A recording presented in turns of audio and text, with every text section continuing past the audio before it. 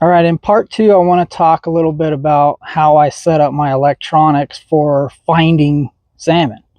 So the screen I use, and this is a really good time to look at it, is so I use what's called side scan, and this is my regular 2D sonar, and then I put a map on with a trail.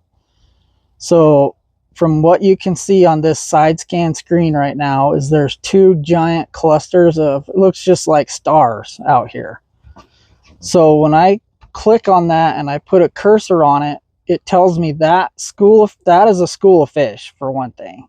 So what that's telling me is that's 111 feet to my left.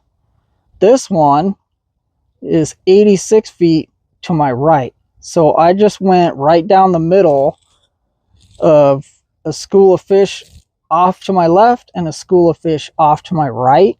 And so in the middle of my 2D is showing what's directly under the boat. And as you can see, there's a couple scattered fish here, but these giant clusters of stars is what you're looking for when you're trying to find a school of salmon. So what you want to do is, as soon as you see one of those clusters of fish, is you click on it, find the cursor, and then visually look out the side of your boat and be like, hey, those fish were 100 feet over here to my left.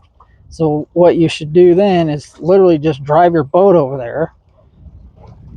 And as long as those fish stayed put, you're going to drive right on top of them. So that's one way that I look for salmon, and the side scan helps tremendously because now you can see, pretty good out to like 200 feet away from your boat out to the side, rather than driving back and forth, hoping to run directly over the top of a school of fish with your 2D sonar. Now you can use your side scan, and all you have to do from there is just triangulate yourself from where you were to where the side scan saw them, then drive your boat over the top of them, because once you're on the top of them, that's when you can start jigging.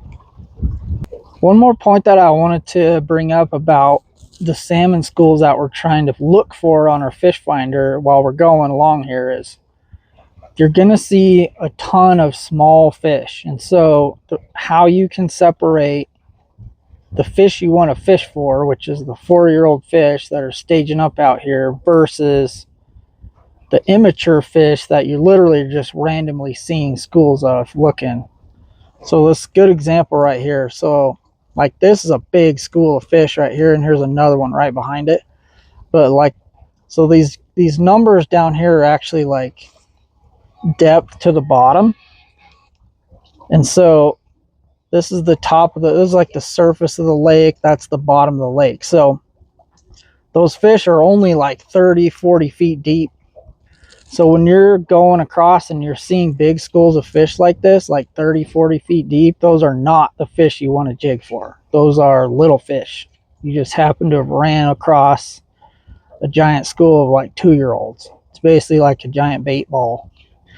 This littler school of fish right here, because they're down in that 70 to 100 foot range, that's more the fish you're looking for. So that's like a little school of them there, a little school of them there.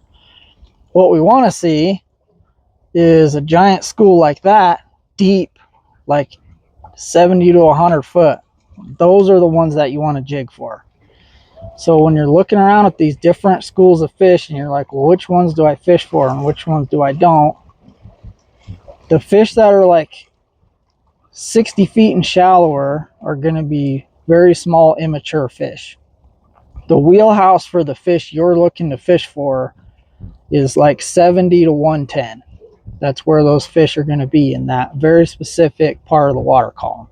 So that's one easy way to kind of differentiate the different schools of fish and when to try to stop and fish for them and when not to. All right, one thing we want to emphasize with jigging for salmon is there's a ton of hunting that goes involved before there's ever any fishing. Obviously, you got to find a school of fish that's big enough that you can actually stop your boat on top of them and have time to drop a lure 100 feet down where they are before they scoot off. So the hard part's finding a big enough school of fish to start with, and then finding that school of fish that size that wants to sit. And so those are the two things that you got to find in order to be successful. And it's not easy, and it takes a lot of time. And so this is like a really good visual for you. Look at this map, okay? Like this is pretty much all of Savoia Basin right here. And so this little red trail is everywhere my boat has been.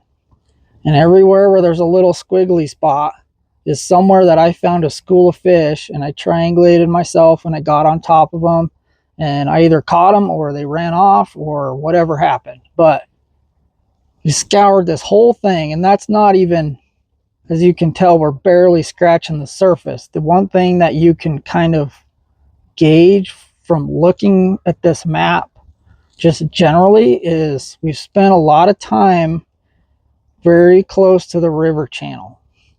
There was a school of fish way off out here that was not related to the river channel, but most of these places on this map where I've been stopping and looking at schools of fish have been fairly close to the river channel. The one thing that I will say is most of the time when you're in the river channel and you find pods of fish in the river channel, most of those fish are actually moving with the current. They're not actually sitting there. The ones that are staging have found their way to this part of the lake by using the river channel to navigate here, and then they pull out of the current to sit. And so you want to look outside the river channel for those fish that you want to find that are just sitting, they're resting, they're waiting for whatever triggers them to run up the river. So just look at that map. We've covered, I could probably click it and tell you how many miles we've covered looking for these fish, but that's kind of what you're getting into when you get out here. Waypoints are useless. Structure's useless. These fish are out here roaming in the open water, randomly sitting in certain places, and you literally just have to graph them and find them and stop on them.